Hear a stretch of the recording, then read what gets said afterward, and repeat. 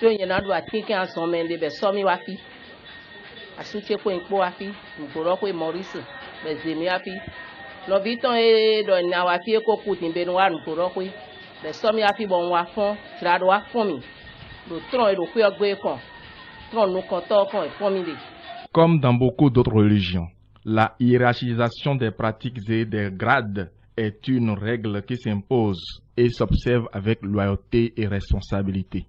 Ainsi, l'on peut entendre parler des Hunongans, des Hunon, des Kwenjingan, des Tassiga, des Tassinons, des Gbefa et j'en passe. Dehors des pratiques spirituelles propres et authentiques que l'on y retrouve, il y a aussi, et ça c'est vrai, une innovation majeure. Cela s'appelle le Wendonafa.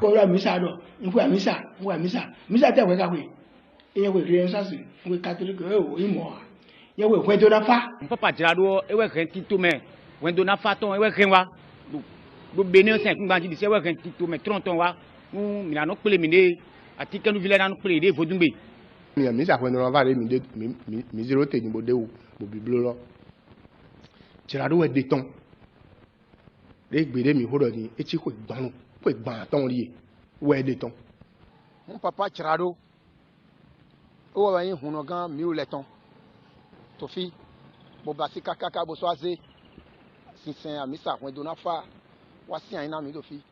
Sans doute, les fidèles du Trompetteur des Cas célèbrent le culte les dimanches.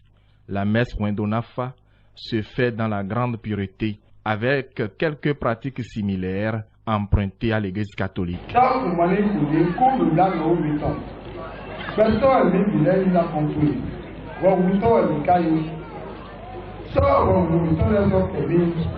Okunde wiwe yin vodun le bisi plepele kunu blau miton do Hunoga papa miton Tirado sinu komeon Hunoga igbe bo se gbenu to bo se gbenu noton.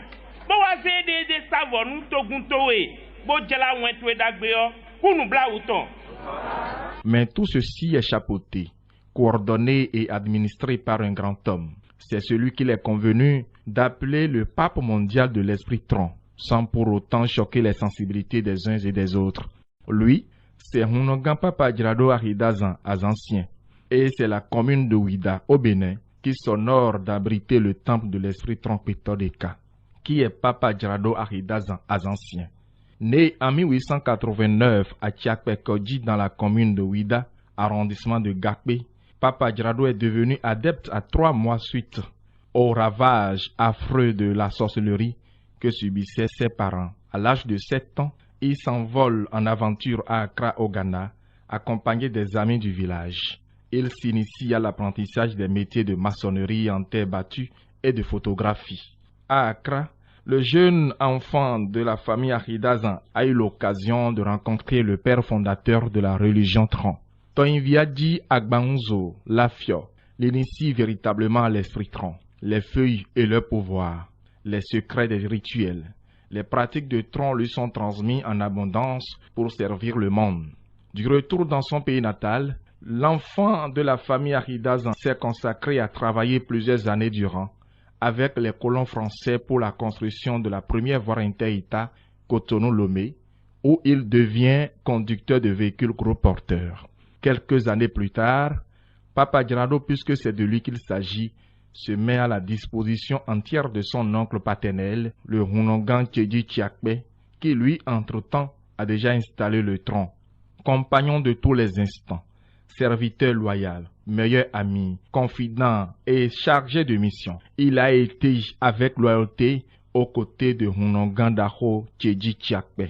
Il a commencé à faire un viaggio, Togonoué. Il va faire un gros bodoa, Wamamibi. Togonoué. Togo de Radio, il va faire un bodoa, Kome. On a médé, tu as grévé. Il a un moton. Il y a une photo Vitoro, Ghana, Accra. Il y a le bâtiment qui commencé. On a commencé à Accra. On a monté un viager, c'est vieux, vite à Moussou, on